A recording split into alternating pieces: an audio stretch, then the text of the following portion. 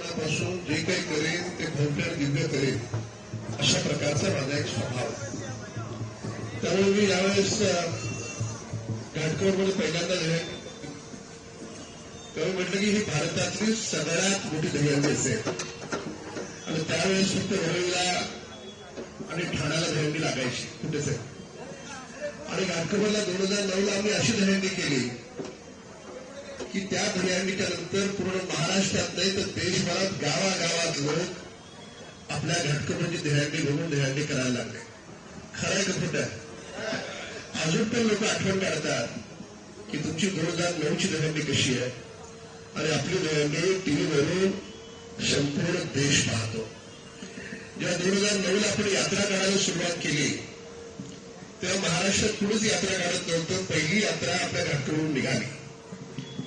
आपलं बघून 2014 साली मध्य प्रदेश सरकारनं यात्रा पॅटर्न सुरू केला आणि 2024 साली माननीय त्यावेळेचे मुख्यमंत्री एकनाथ शिंदे साहेबांनी सभागृहात सांगितलं.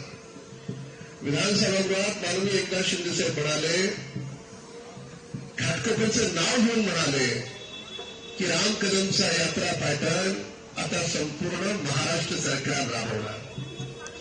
सगळ्यात पहिल्यांदा शाळेची मुलं विधानसभागृहात न्यायची सुरुवात तर मी केली, म्हणजे आपण घाटकोपरवासियांनी केली.